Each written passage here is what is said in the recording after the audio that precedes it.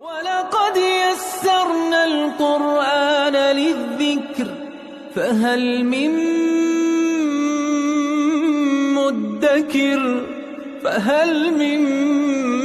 مُّدَّكِرٍ اعوذ باللہ من الشیطان الرجیم بسم اللہ الرحمن الرحیم الحمد للہ رب العالمین وصلی اللہ علی سیدنا و نبینا ابی القاسم المصطفى محمد وعلى آلہ الطیبین الطاہرین المعصومین اما بعد اعوذ باللہ من الشیطان الرجیم بسم اللہ الرحمن الرحیم سيقول السفهاء من الناس ما ولاهم عن قبلتهم التي كانوا عليها قل لله المشرق والمغرب يهدي من يشاء إلى صراط مستقيم صدق الله العلی العظیم۔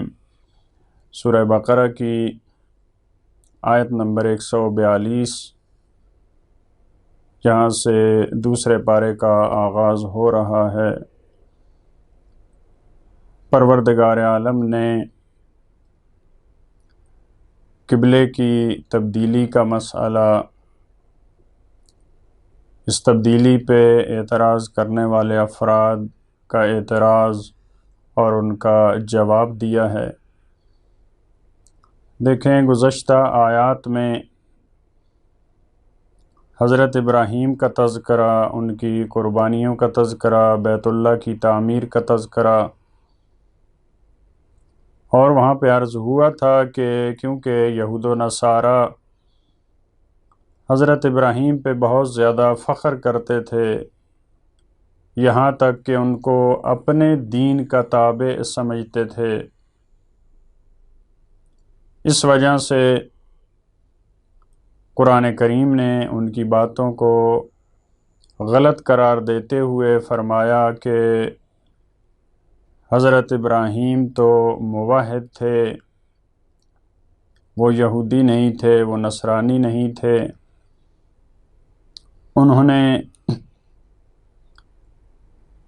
انہوں نے اپنی اولاد کو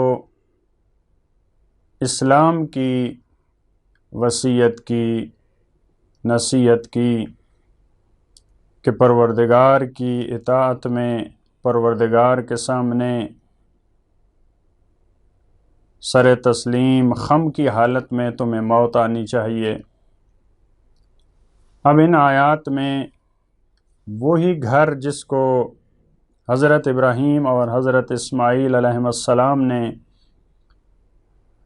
تعمیر کیا، جس کی بنیادوں کو بلند کیا، اسی کے بارے میں ان آیات میں بھی بیان فرمایا کہ اسی گھر کو ہم نے رسول اللہ پہ اور مسلمانوں پہ ایک بہت بڑا احسان کیا، ایک بہت بڑی نعمت ان کو دی۔ ہم نے بیت اللہ اور خانہ کعبہ کو تمہارے لیے قبلہ قرار دیا۔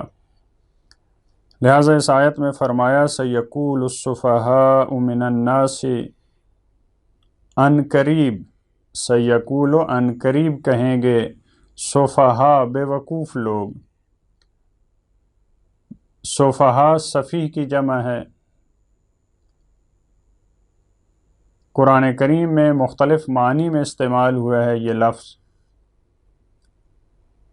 جو ذہنی جن کا توازن ٹھیک نہیں ہوتا ان افراد کے لیے بھی، وہ افراد جو دین حق سے روگردانی کرتے ہیں ان کے لیے بھی، دین توحید پہ جو نہیں آتے، جو حقائق کو اچھی طرح سے نہیں سمجھ سکتے، ان کے لیے یہ لفظ استعمال ہوا ہے۔ لہذا فرمایا کہ سفہاء بے وقوف لوگ ان قریب کہیں گے، من الناس سے، لوگوں میں سے۔ زیادہ تر یہ اعتراض اہل کتاب کا تھا، لیکن ممکن ہے اس میں بعض مشرکین بھی ان کا ساتھ دیں۔ کیا اعتراض کریں گے؟ ما ولاہم عن قبلتہم التی کانوا علیہا، کس چیز نے ان کو روگرداں کیا ہے؟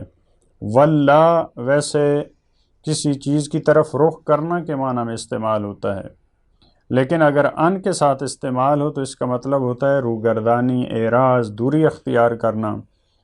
ما ولاہم، کس چیز نے ان کو روگرداں کیا ہے ان قبلتہم التی کانوا علیہا، اس قبلہ سے جس پہ پہلے وہ تھے۔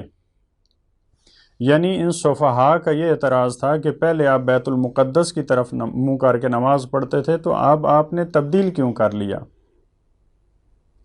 یہ ان کا اعتراض تھا، کیونکہ رسول اللہ جب مکہ میں تھے، اسی طرح مدینہ میں بعض روایات کی بنا پہ 17 ماہ، 19 ماہ، 7 ماہ روایت کے اختلاف کی بنا پہ ہجرت مدینہ کے بعد بھی رسول اللہ بیت المقدس کی طرف منہ کر کے نماز پڑھتے تھے۔ اس کے بعد یہ حکم آیا قبلہ کی تبدیلی کا۔ لہٰذا ان کا اعتراض یہ تھا کہ جس قبلہ پہ پہلے آپ تھے، اب اس سے تبدیل کیوں کر رہے ہیں آپ؟ قل للہ المشرق والمغرب، پروردگار عالم نے بہت ہی بہترین جواب دیا، فرمایا کہہ دیجئے اللہ کی ملکیت ہے مشرق اور مغرب۔ مشرق اور مغرب البتہ فقط یہ دو جہتیں اللہ کی نہیں ہیں، شمال و جنوب بھی اللہ کا ہے، لیکن یہ دو اہم جہات ہوتی ہیں، کیونکہ جب مشرق اور مغرب کا پتہ چل جائے اس کے بعد انسان کو پتہ چلتا ہے معمولاً کہ شمال کس طرف ہے اور جنوب کس طرف ہے۔ لہٰذا مطلب کہنے کا یہ ہے پروردگار کا کہ ساری جہات اللہ کی ہیں، یعنی اگر میں بیت المقدس کی طرف منہ کر کے نماز پڑھنے کا حکم دوں تو وہ میری مرضی ہے، وہ میرا حکم ہے۔ اگر خانہ کعبہ کی طرف منہ کر کے نماز پڑھنے کا حکم دیا ہے تو وہ بھی میرا حکم ہے، تمہارا اس میں کیا ہے؟ تم کس بات پہ اعتراض کر رہے ہو؟ یہدی من یشاء الی صراط مستقیم، اور اللہ ہدایت کرتا ہے جسے چاہتا ہے الی صراط مستقیم، سیدھے راستے کی طرف۔ البتہ یہاں پہلے بھی گزر چکا کہ یہ خود اس میں افراد کی غلطی ہوتی ہے جو صراط مستقیم کی طرف نہیں آنا چاہتے۔ ایسا نہیں ہے کہ شروع میں ہی خلقت کے آغاز سے ہی پروردگار بعض کو ہدایت کا راستہ دکھا دے، بعض کو گمراہ کر دے۔ فطرت اللہ التی فطر الناس علیہا لا تبدیل لخلق اللہ، پروردگار نے تمام انسانوں کو فطرت توحید پہ، فطرت الہی پہ پیدا کیا ہے، لیکن اس کے بعد انسان یہ اپنی مرضی سے اس فطرت کو گناہوں کے ذریعے، گمراہی کے ذریعے اس کو دبا دیتے ہیں، جس سے انسان مشکلات کا شکار ہوتے ہیں۔ لہٰذا اس کے بعد پروردگار عالم پھر ان کو اسی گمراہی کی طرف لے کے جاتا ہے اور اسی میں ان کو ڈھیل دیتا ہے۔ اس کے بعد والی آیت میں وَكَذَلِكَ جَعَلْنَاكُمْ أُمَّةً وَسَطًا لِتَكُونُوا شُهَدَاءَ عَلَى النَّاسِ وَيَكُونَ الرَّسُولُ عَلَيْكُمْ شَهِيدًا، اور اسی طرح جیسے ہم نے قبلہ کو تبدیل کیا تمہارے لیے، بیت اللہ کو حضرت ابراہیم نے جس گھر کی تعمیر کی اس کو تمہارے لیے قبلہ قرار دیا اور یہ بہت بڑی نعمت تھی، اسی طرح تمہیں قرار دیا ہم نے امت وسط، مسلمانوں کو معتدل امت قرار دیا ہے۔ یہ افراط اور تفریط سے دور ہیں۔ ایک یہ تفسیر ہے امت وسط یعنی عادل امت، افراط اور تفریط سے بچی ہوئی امت۔ یہود و نصارہ یہ افراط و تفریط کا شکار تھے، لیکن مسلمان بچے ہوئے ہیں، اس سے معتدل ہیں۔ لِتَكُونُوا شُهَدَاءَ عَلَى النَّاسِ، امت وسط قرار دیا ہے تمہیں، تو اس کا ہدف اور مقصد کیا ہے؟ تاکہ تم گواہ بنو علی الناس، لوگوں پر۔ دیکھیں جو ہدف ہے امت وسط قرار دینے کا، یہ ہدف اور مقصد بہت بلند ہے۔ پوری بشریت پہ مسلمانوں نے گواہ بننا ہے۔ تو یہاں پہ ایک بہت خوبصورت بعض مفسرین کی تحلیل ہے کہ دیکھیں پوری امت یہ گواہ بننے کی صلاحیت نہیں رکھتی۔ گواہ وہ بنتا ہے جو دیکھ رہا ہو کہ دوسرے نے کیا کام کیا ہے، اس کی جلوت اور خلوت سے آگاہ ہو، گزشتہ امتوں کے اعمال کو دیکھ رہا ہو، آئندہ امتوں کے، آئندہ افراد کے اعمال کو وہ دیکھ رہا ہو، اس پہ شاہد ہو، تب وہ شہادت دے سکتا ہے، تب وہ شہید بن سکتا ہے اور وہ شہداء میں سے قرار پاتا ہے۔ لہٰذا یہ تمام افراد کے لیے نہیں ہے۔ اس امت کے افراد گناہگار بھی ہیں، ظالم بھی ہیں، فاسد بھی ہیں، قاتل بھی ہیں، کیسے ہو سکتا ہے کہ یہ سارے کے سارے گواہ بن پائیں؟ لہٰذا یہاں پہ وہی شہداء بن رہے ہیں جس کا سورہ نساء میں تذکرہ تھا، جن کو انبیاء کی لسٹ میں قرار دیا، نبیین، صدیقین، شہداء، صالحین، یعنی یہ اس مرتبے کے افراد ہیں، یہ خاص افراد ہیں، یہ اولیاء خدا ہیں، یا بعض ہماری روایات کے مطابق یہ اہل بیت علیہ السلام ہیں۔ اور یہ قرآن مجید کی روش ہے کہ ایک بہت سارے مقامات پہ ایک تمام افراد کی طرف ایک نسبت دی جاتی ہے، لیکن اس میں خاص افراد مراد ہوتے ہیں، وگرنہ یہ تمام افراد گواہ بننے کی صلاحیت نہیں رکھتے، تاکہ تم شاہد بنو، گواہ بنو لوگوں پر، وَيَكُونَ الرَّسُولُ عَلَيْكُمْ شَهِيدًا، اور رسول تم پر شہید ہوں، یعنی یہ واسطہ ہیں۔